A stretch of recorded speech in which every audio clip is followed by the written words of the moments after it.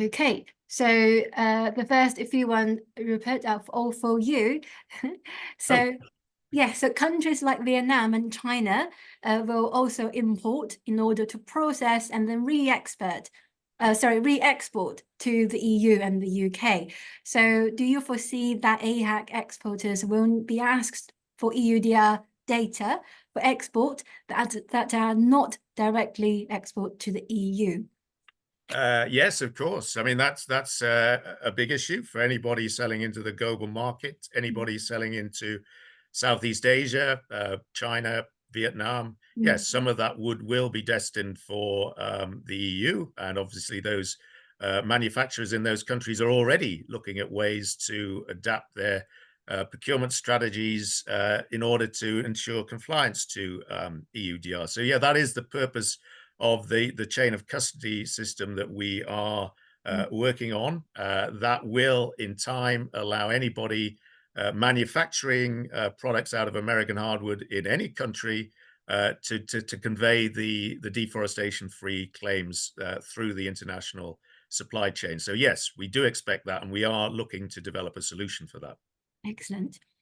And when will AHAC help to hear whether the country level analysis of deforestation will be accepted by the EU? Well, will we hear at all is the question. We we have consulted with them.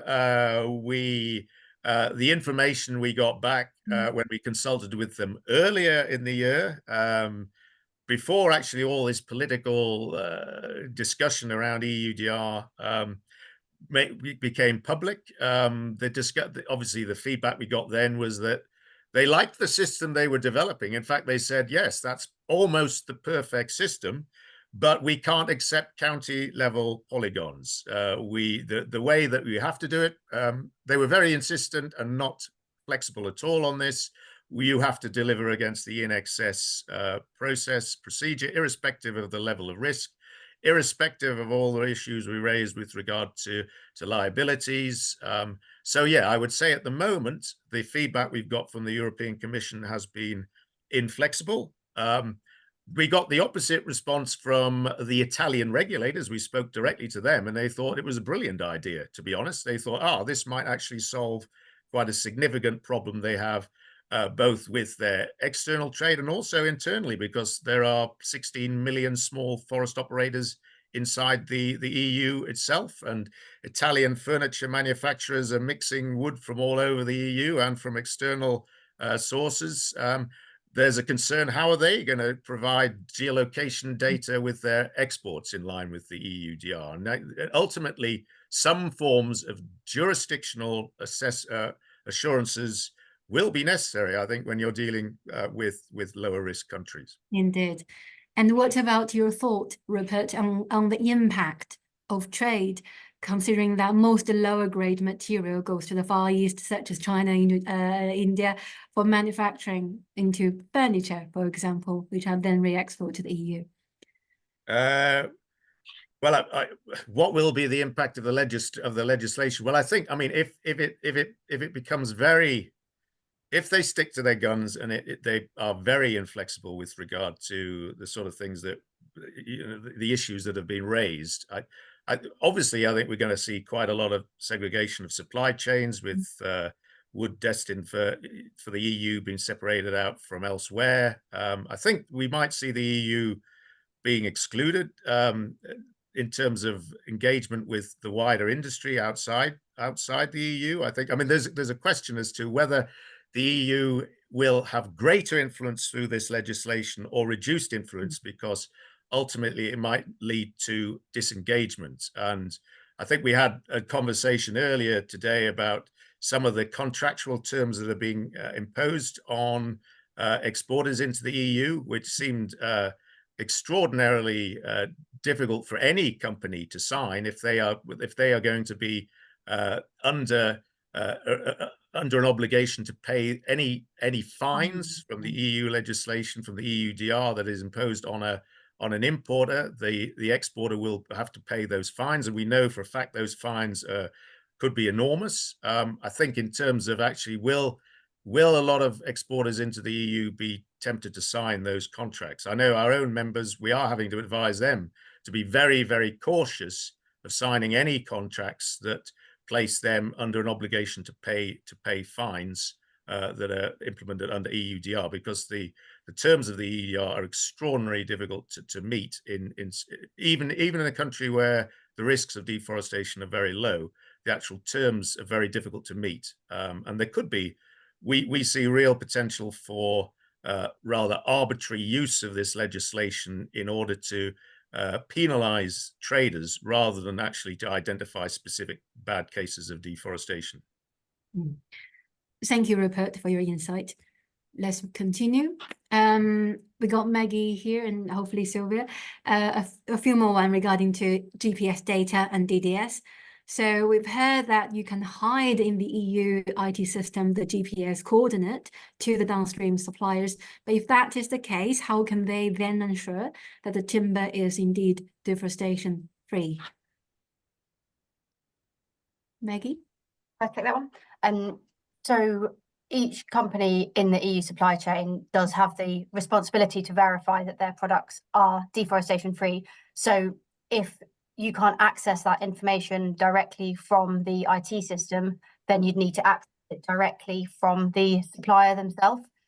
So the provision to allow you to enter a reference number and get information back out, that's a relatively new development that they're saying they're going to be able to offer that.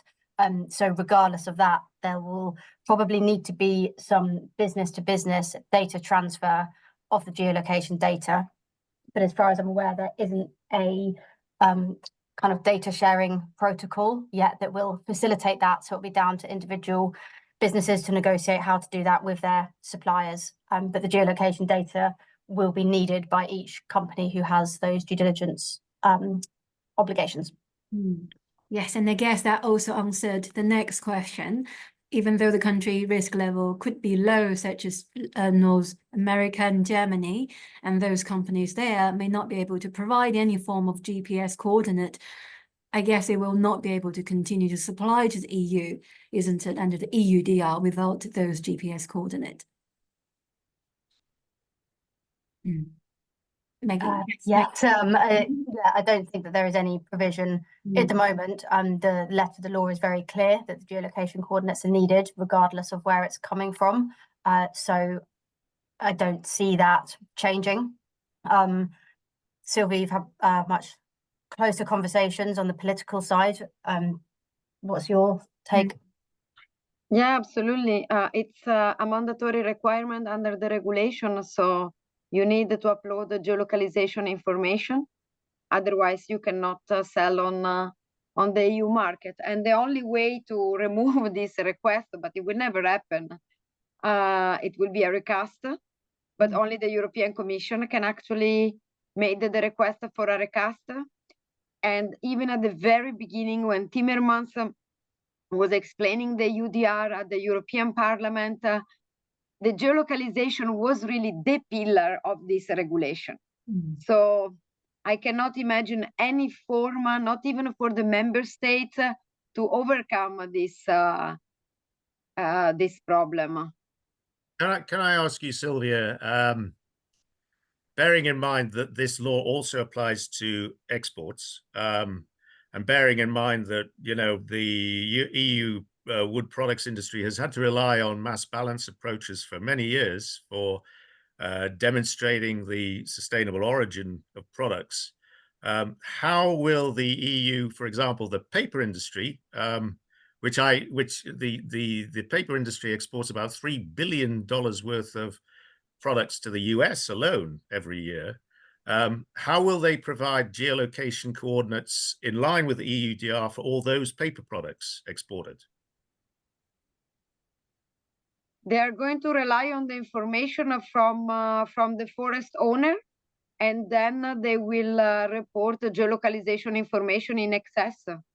This is the information that we have from them. They are very much concerned as well. They are afraid. They are also explaining this issue to the Commission, but it is clear that for them it will be impossible to guarantee the traceability of logs after they exit the forest, after they exit the forest.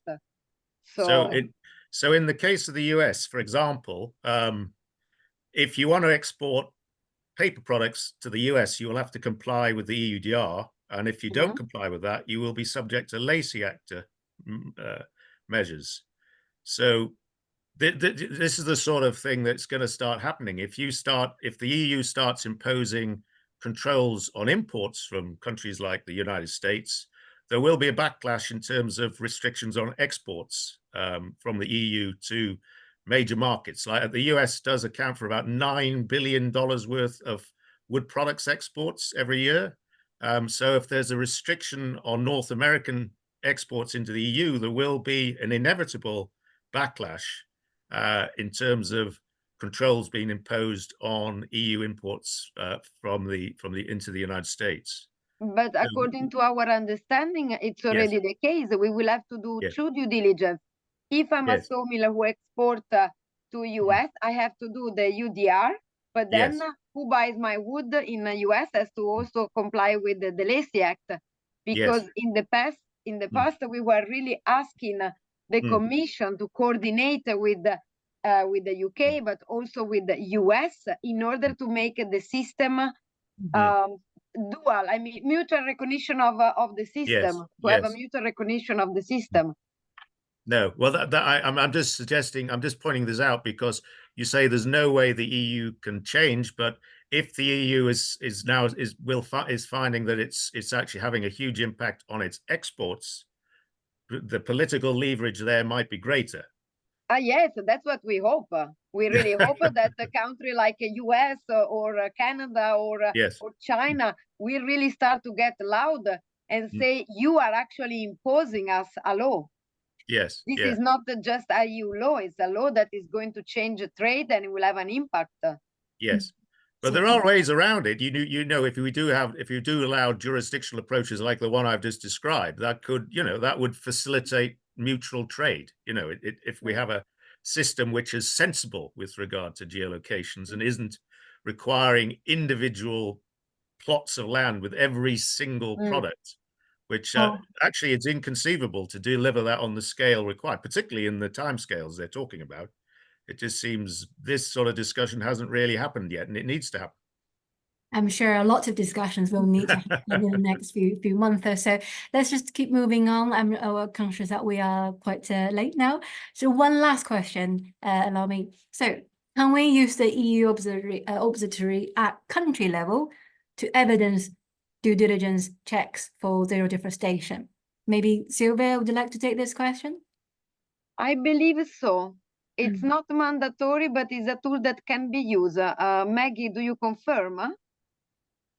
Yeah, it's provided as an optional tool. I think that they've put some caveats in place to say there may still be errors in the system. And I think beyond that, they've just put it out into the public domain to facilitate actors being able to do some of their own monitoring. So yes, it would evidence your checks, but that it's not necessarily the extent of all of your checks. That doesn't necessarily meet all of your due diligence requirements. There's other requirements than just monitoring satellite data.